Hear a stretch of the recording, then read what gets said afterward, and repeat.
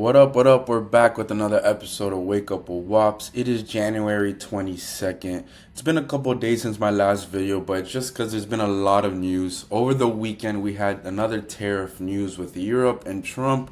Also, because Trump wants to take over Greenland now. And you already know the market didn't really like that. Market opened on Tuesday, and you can see this gap down. This was last week on Friday. On Tuesday, because of Monday was Martin Luther King. Gap down on Tuesday, and you can see it held that 50-day moving average, which we like to see. The reason why I didn't do a video is because when there's overreactions like that or some big breaking headline news, there's always some type of volatility in the market. I like to wait a couple days to see how it's looking. So we waited a couple days. Today's Thursday. Now you could see yesterday, Wednesday, we had a very strong day for the bulls, just buying up the S&P 500. And now we are above the 9 EMA. QQQ, look at this. It was lagging even worse compared to the SPY, breaking down even below the 50-day average, while the SPY is at the 50-day average. So just something to note.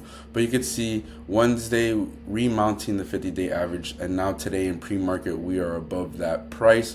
Hopefully we just continue consolidating. There's going to be some resistance around this level right here, around, you could say, like 627, maybe even 630. But once you break that, I think big tech is going to be back.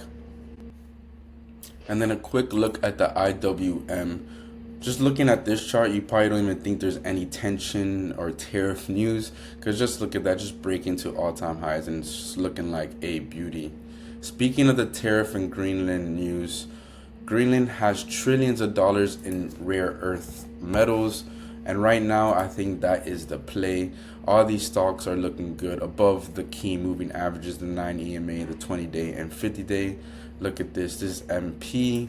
Put this in your watch list, guys.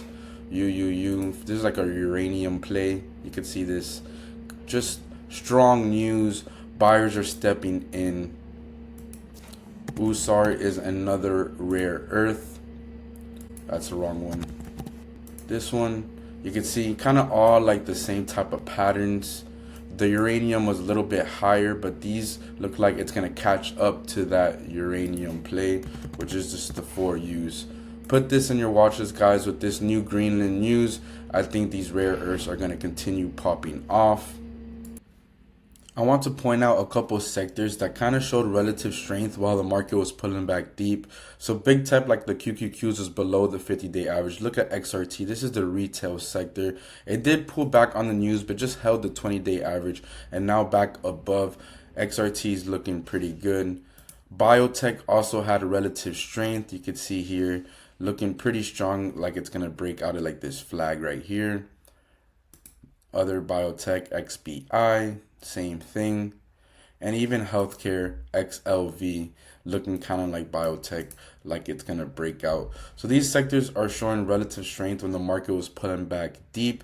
So just look for stocks in these sectors. I think they're going to outperform in the future.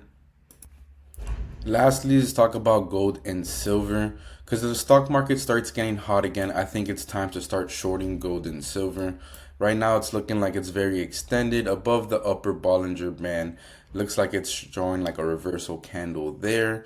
A little trade idea I played out on my chart, targeting like the 9 EMA. If you can't short gold, you could also buy this GLL. And this is basically just a bear ETF. So if you're bearish and you want to short gold, you could buy GLL. And then silver looking the same, topish. I think it's going to start coming down soon, especially if the market starts rallying. I think people are going to start selling their metals and then going into like the rare earths, the more speculative things like tech, AI, all that.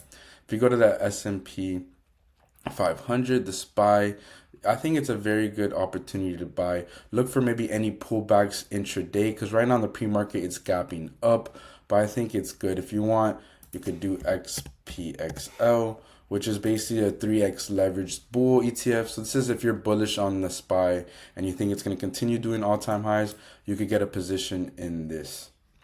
And that's it, guys. Quick update on the market. Peace.